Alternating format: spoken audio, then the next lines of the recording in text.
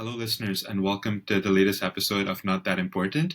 This is part three of our series where we're previewing the squads for every team in this World Cup. In part one, we went over Australia, England, Afghanistan, and Bangladesh. In part two, we focused on India, South Africa, Sri Lanka, New Zealand, and Netherlands. So do go back and check out those episodes. Today, we're going to be focusing on Pakistan. We're going to start by taking you through the squad and what we expect to be the lineup, as well as the strengths and weaknesses in the batting and bowling lineups. And then we'll talk about Pakistan's overall prospects in this World Cup. So getting right into it, Arman, starting with the openers, we have Fakhar Zaman, Imam ul Haq, and Abdullah Shafiq in the squad. Three excellent openers, in my opinion. When we come to Fakhar Zaman and Imam ul Haq, they've been part of the Pakistan side since before the 2019 World Cup, and Pakistan की पूरी तारीख में अगर देखें तो सईद अनवर के अलावा ये सबसे consistent openers रहे हैं. फ़खर ज़मान के बारे में अगर मैं बात करूं तो he's probably been the most explosive batsman Pakistan has had in the last few years in the side, and he remains that in this team. He's averaging 45 plus with a strike rate of 90. Imam himself is averaging 50 plus with a strike rate of 80. So I think that itself gives you an insight into how they perform with each other. Imam takes the game deep and looks to bat long, especially with Babar coming in at number 3 as well, while Fakhar looks to really take the attack to the opponent in the first 10 overs in the power play and looks to continue that onslaught, especially as we look at the scores in world cricket rising to like 320, 330 and above in recent times.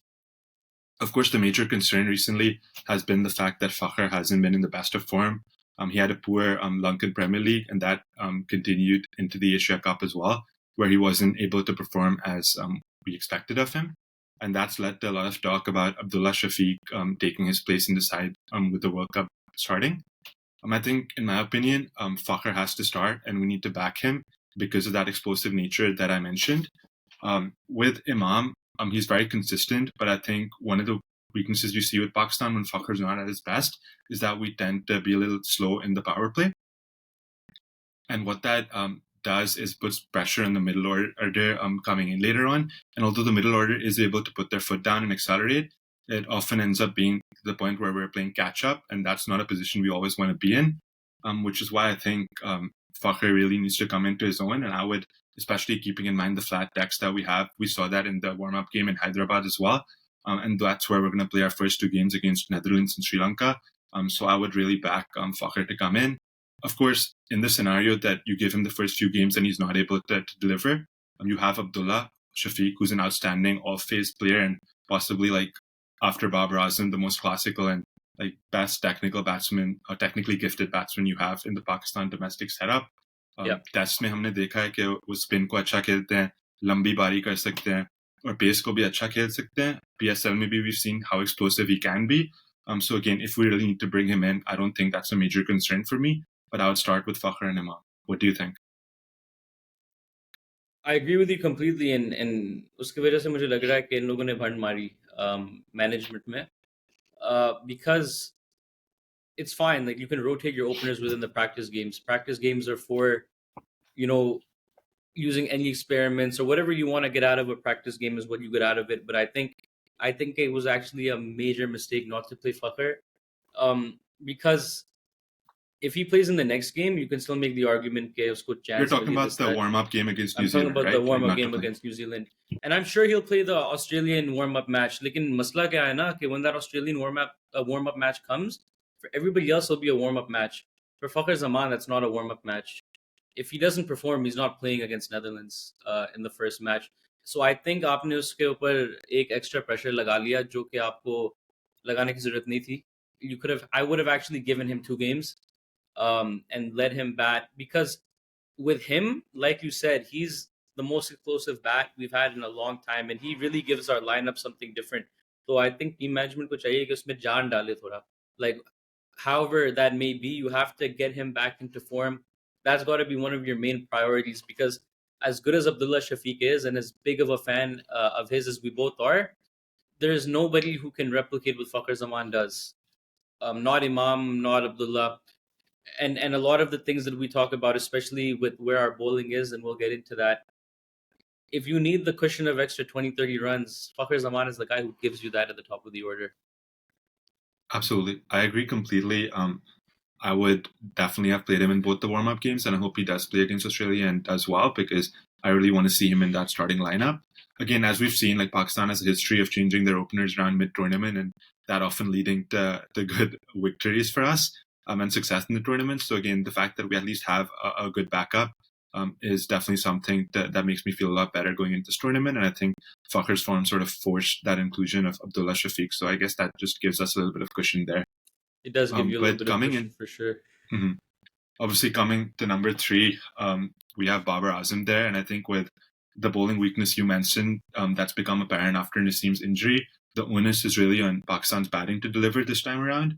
And at the risk of stating the obvious, like Babar Azam is the most important player for Pakistan in this World Cup. Again, at 28 years old, he's already the best white ball batsman Pakistan has ever produced.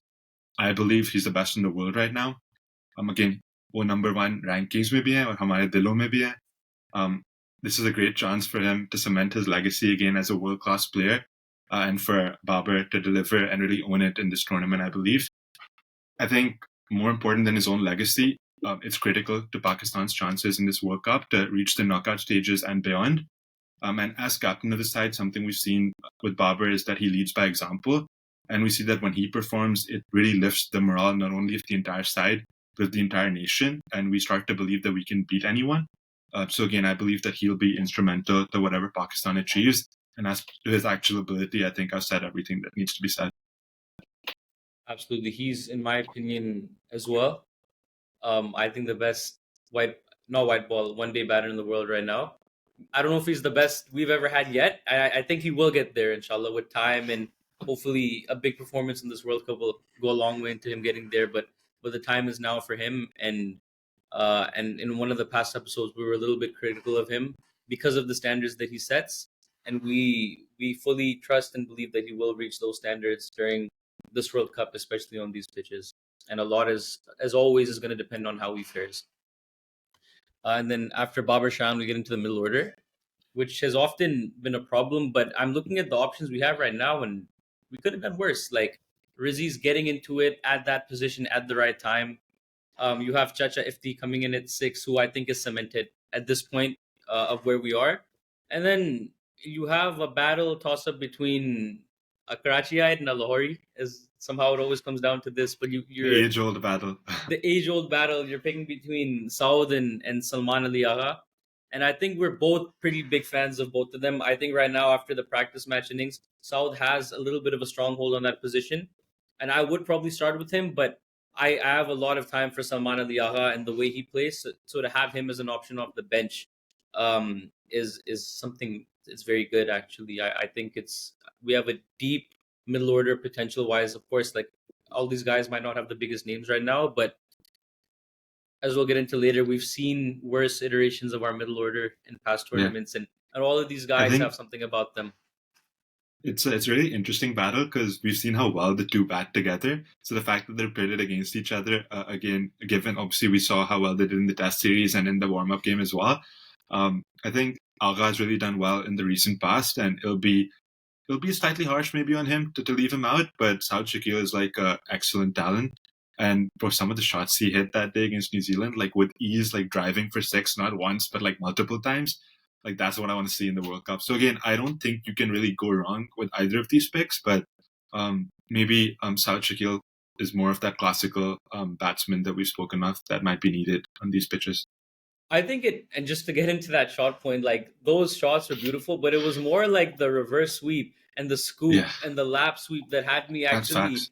realizing how far this guy's progressed with this one day game, or just how far our understanding of him actually was to reality. Because I don't think most people in Pakistan knew that he had this in his bag. I think with him and Salman Ali Agha, it comes down to form. And that's what it's part of. You want your bench to be strong. You want there to be some decisions to make. And I think Saud right now is at a point where he's raring to go. It's really funny because you talked about how well they bat together in that test match where Saud made 200. I think Salman also had 100 in that match or somewhere Yeah, around that. And Saud was talking about how it usually takes time to get set.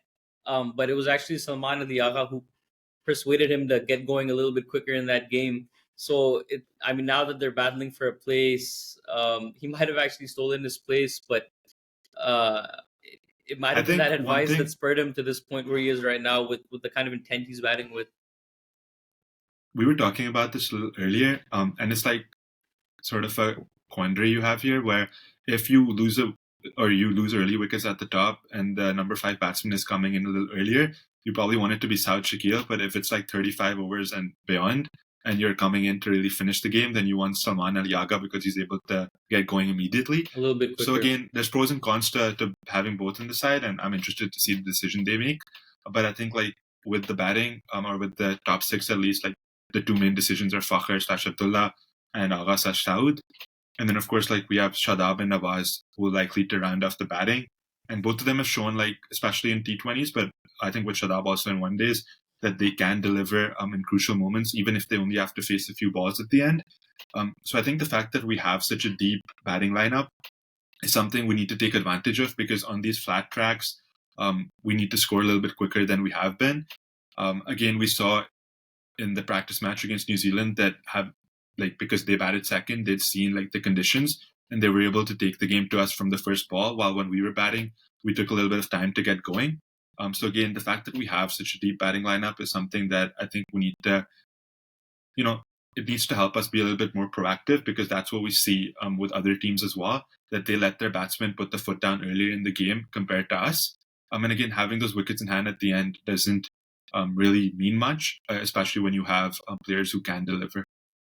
Yeah, and we bat. It's so weird to say, but we bat deeper than most teams. So we should believe in ourselves, or the players should believe in themselves as well, that we have that backup behind us, and hopefully they'll realize that and they'll free them up, because even the guys who you're not going to classify as all rounders like Ashaheen or Hassan Ali or an Osama Mir, they're all pretty clean hitters of the ball. You can argue at times that some of those guys are cleaner hitters than some of the guys higher up the order. So Yeah, they should keep that in mind when they play, and it should free them up, and hopefully it will. hopefully. So I think overall our batting lineup is pretty consistent, which is very interesting to say, and not Still definitely doesn't something feel that right we've to been say. used to. Yeah, exactly. I think, like, yeah, given the fact that we've had like injuries and there's been a lot of questions with bowling, I mentioned earlier that I think the onus is going to be on the batting to deliver. And I feel like a lot of Pakistanis are very uncomfortable saying that just because we're not used to it. But I think at least that's how I'm feeling right now, that obviously the bowling performing will help us help elevate our team, and it's going to be crucial to our success in this tournament. But batting consistency is what we'll need to bank on here.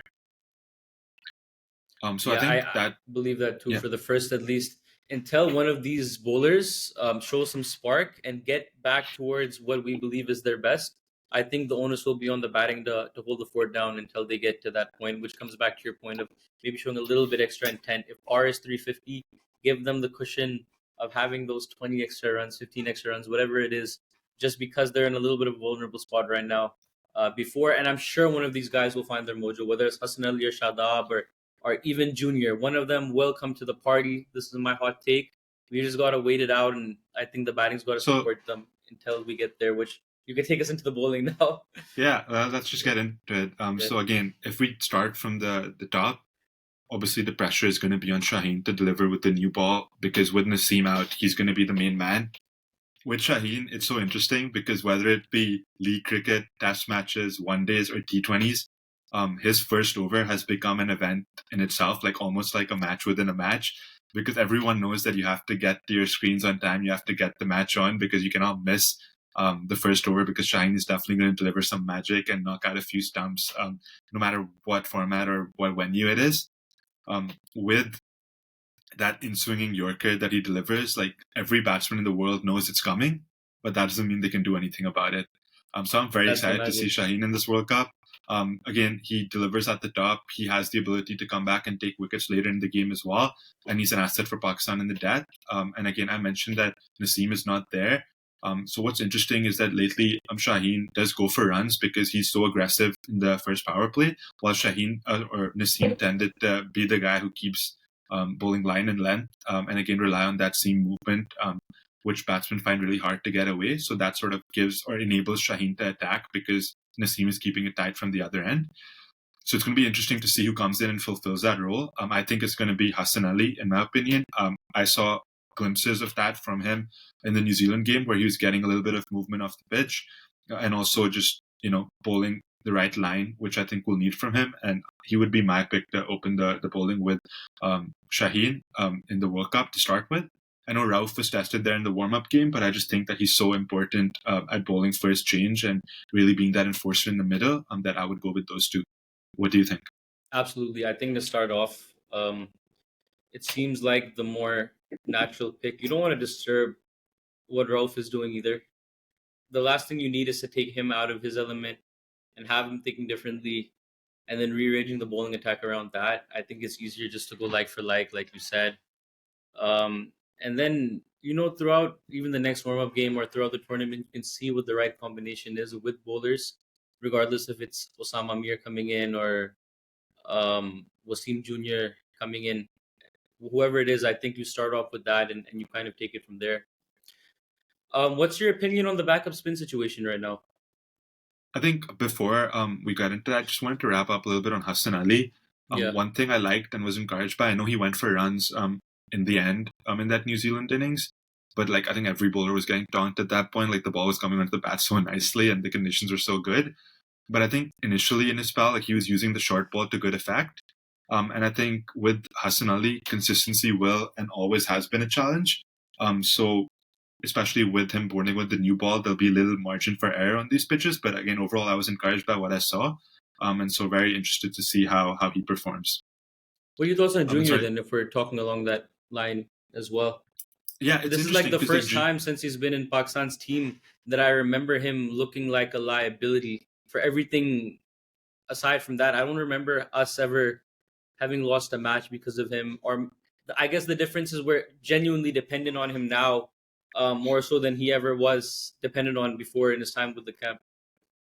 I mean, yeah, we've seen matches in the past where it's Shaheen, Haris, and Wasim Jr. bowling, because let's remember, like Naseem Shah, yes, in the last year became like an integral part of this one day side, but it's only been a year for him bowling part of it before with that. one days. He wasn't part of it before, and it was generally Wasim Jr. or Hassan Ali himself who was bowling in the side, and all of those guys did a good enough job, especially Junior. Like if you look at his numbers, he's done well whenever he's come in, and he's again always one guy who's been earmarked with that potential to be with the side throughout, and he has been. But lately, he has been giving away runs and not bowling well, so it is something that I'm a little bit concerned about, especially because, and this was something I was going to bring up later, but just let's focus on it now. We are one fast bowler short in this squad. I think both of us spoke about it when we picked our squads. Like I was thinking about Fahim Ashraf or like someone like Mohammad Hasnain, who unfortunately was injured as well, because I think there will come a point in this tournament, especially with the spinners struggling a little bit, where you might need to play 4 fast bowlers, but with having like Junior in questionable form, and also only having 4 fast bowlers in the lineup, it really limits your options there. Because again, it's a long tournament and you want someone on the bench as well to be fresh. So it's going to be interesting how we deal with that. वही बात है ना कि अगर आपको 4 pacer खिलानी हो तो आप मतलब वो गुंजाइश नहीं रहती कि मुझे रऊफ या शाहीन को रेस्ट करानी हो. You have to play the 4 of them, which is the issue. I think things look a lot worse for a lot of these guys than they may actually be. Like Hassan took a little bit of a hitting at the end. Wasim Jr., the last few times we've seen him, he's been getting smacked. But I'll remind Pakistani fans who are so big on Shaheen and the Amirs that Shaheen didn't start the last World Cup. He got smacked around in that England tour, and it wasn't until the middle of the tournament that he came in. I'm not saying Wasim Jr. is Shaheen Shah, but Shaheen looked terrible in the build-up to that World Cup. Muhammad Amir had a year and a half or 2 years where he wasn't taking wickets. This was one of the bigger discussions around that time. So it's a case of form. Just like our form changed within the last 2 weeks, we were up here and now everybody's feeling miserable about the team. This is a month and a half tournament. Things can change like that. A team that could be up here at the very beginning could be, getting completely flat in the middle. So even with these guys, my belief is always that if you're a fast bowler and you're playing for Pakistan, it's because you're good enough to be there. It's just about these guys getting that form back, and hopefully they can do that through practice matches or even time off if they're on the bench. Definitely. So I guess we can get into the spinners then. Yeah. Again, this has been a major concern recently from the Asia Cup onwards. Pakistan is not taking wickets in the middle overs. Nawaz is going for more runs than he generally is. He's not really getting the ball to turn too much. He's normally very consistent with keeping, keeping things economical, like, and not giving too many runs, which allows Shadab to attack from the other end. But Shadab, again, also looks to be a little bit all over the place, especially he's always had a knack for bowling that one loose delivery per over. But now with him giving away easy singles in the middle overs, when he does deliver that one bad ball, he ends up going for 9 to 10 runs per over, which again allows batsmen to settle in and really get into their flow, especially with the conditions being so helpful to batting.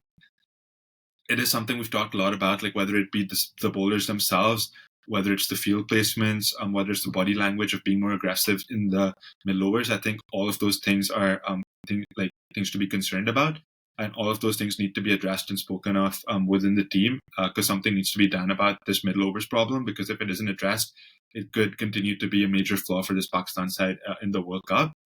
Unfortunately, for those who are obviously concerned about Shadab's form and Nawaz's as well, we're not blessed with specialist spinners in Pakistan.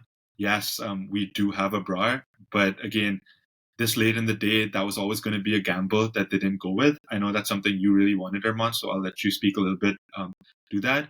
But I think, given the fact that we've had these all-rounders for quite a while, I think it is in the end the right decision to go with them, and we are reliant on them. And it's going to be interesting to see how they step up.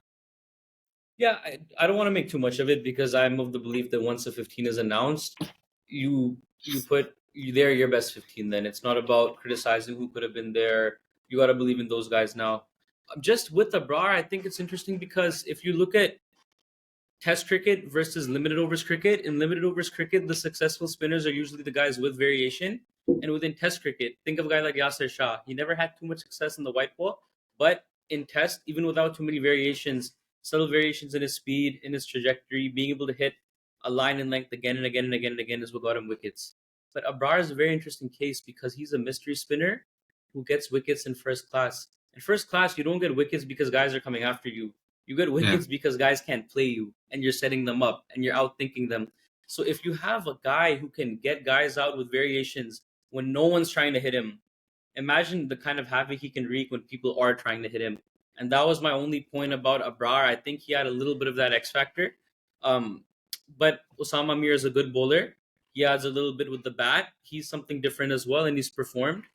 And coming back to your point about specialist spinners, I would like to see Pakistan in the next warm-up match try to get some of these guys confidence, because for an all-rounder, it's not just about taking wickets.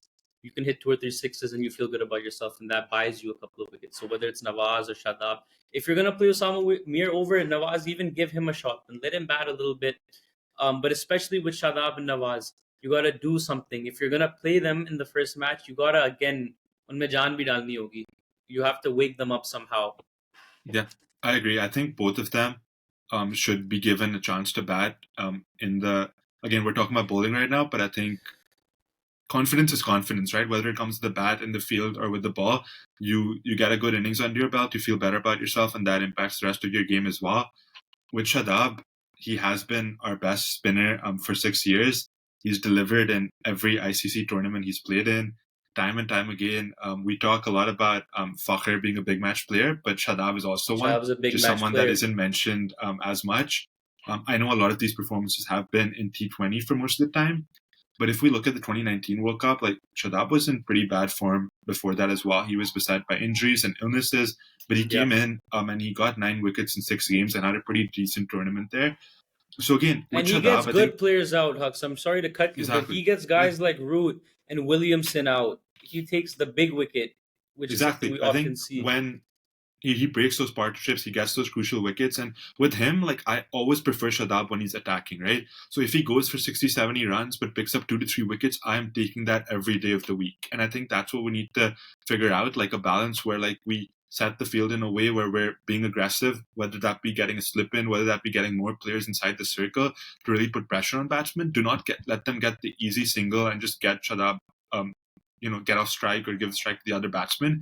Really close those singles off for them. And with Nawaz bowling from the other end, again, continue to keep that line and length that's been your strength and start bowling some dot balls, bro. Get that confidence that way, right?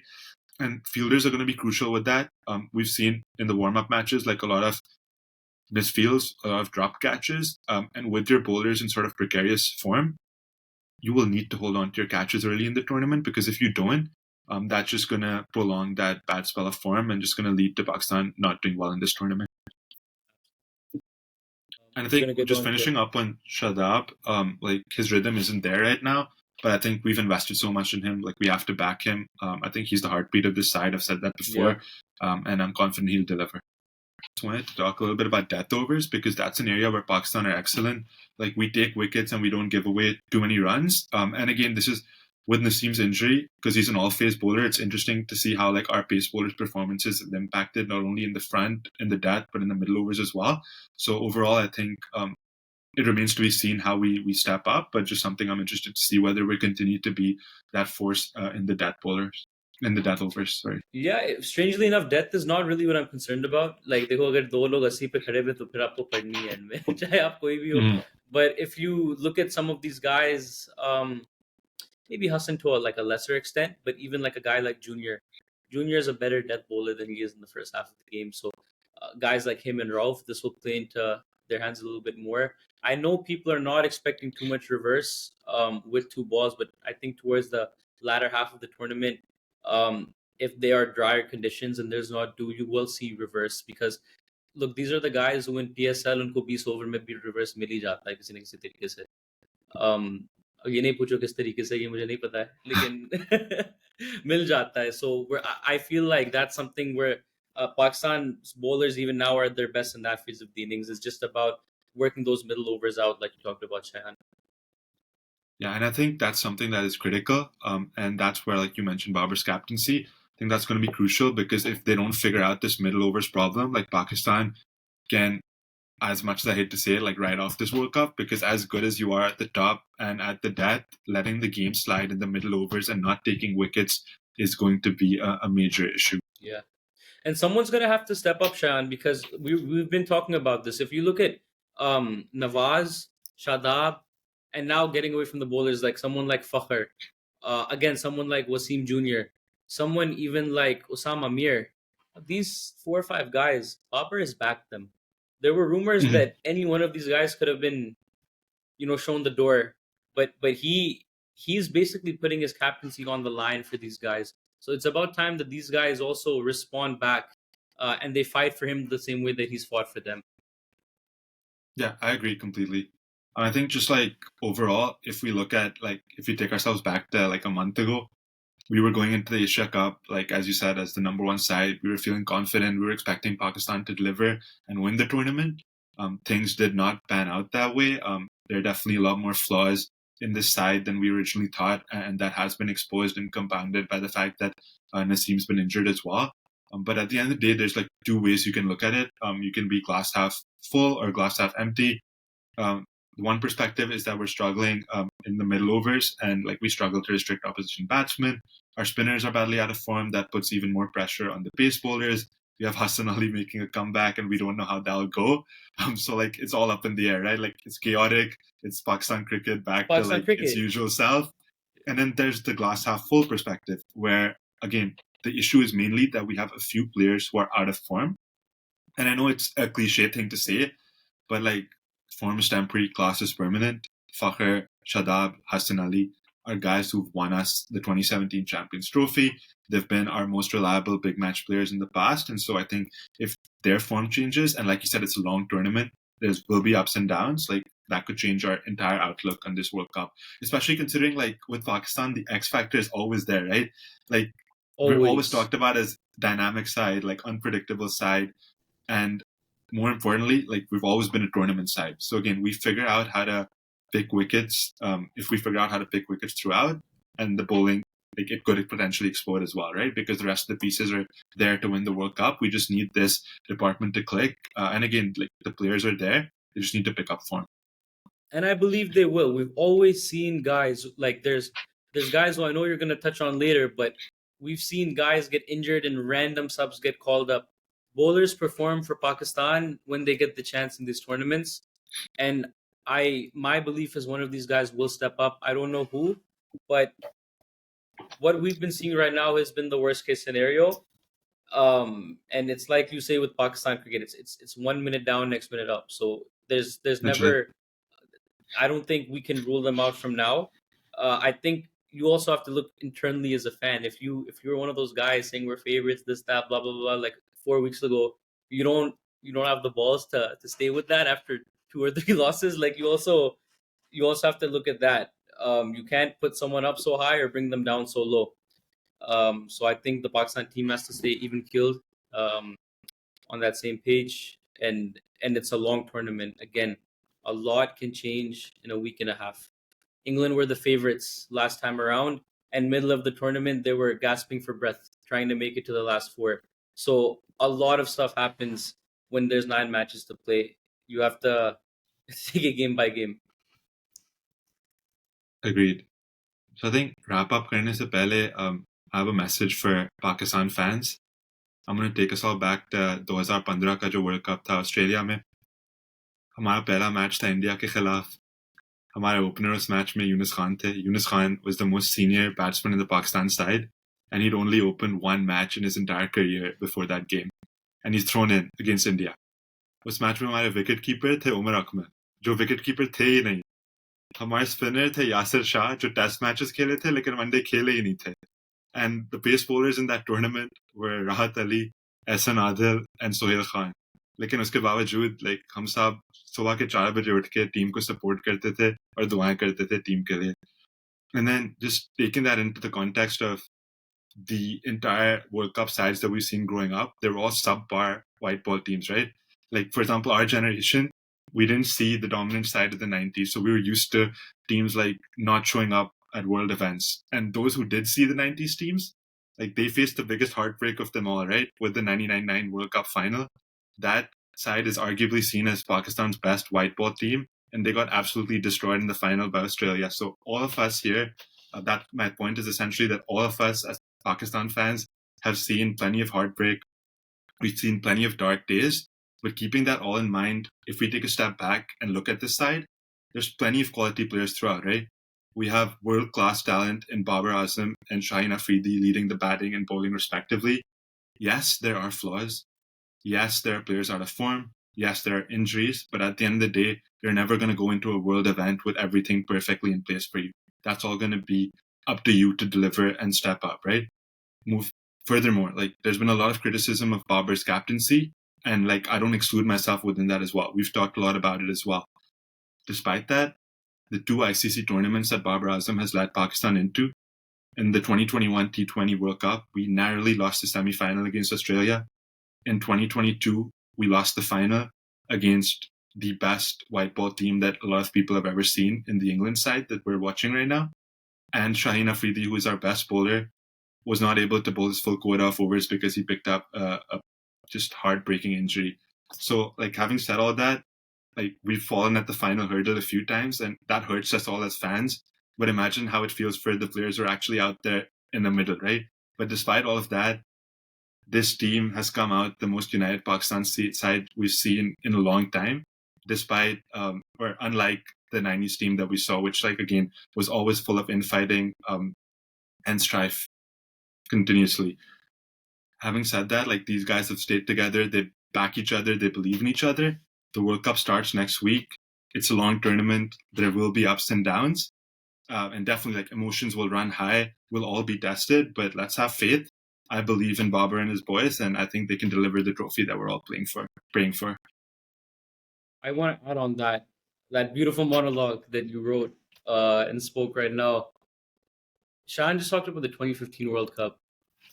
Pakistan's best performer in that World Cup was the Big Nas Twitter account. And for you who don't remember that, look it up if you can find it still. If you know, you know. Goat Big account. Nas. Maybe don't look it up. But yeah, that was the best thing going on with Pakistan cricket at that time. Is Babar Azam a perfect captain? No, he's not. But he's a leader of men.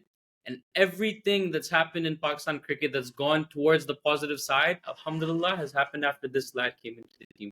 He's changed the entire dynamic of your cricket. He's a generational talent, a generational player, and he's made a generational difference. Everything you're seeing that's positive about this team is a domino effect of that guy getting into it. So I think हमारी इतनी भी कोई level नहीं है कि we stop appreciating what this guy is. 100%. After how long we've had a player that good, and whether you think he's a good captain or whether you think Rizwan should be captain or Shadab should be captain or Shaheen should be captain, I think as a nation you have to get behind this guy right now. And then the chips are going to fall where they will anyways after that. Completely. Again, we're right on the eve of the World Cup. We have our final 15 finalized. Like, these are the boys who will win us the trophy if like they perform. So let's just back them, have faith in them, and inshallah we'll get what we've all been praying for. Perfect. Well, that was it for this episode. We'll be back with one final episode before the World Cup kicks off, which is going to be a bit of a fun episode. I won't give too many details away, but you'll definitely want to tune in.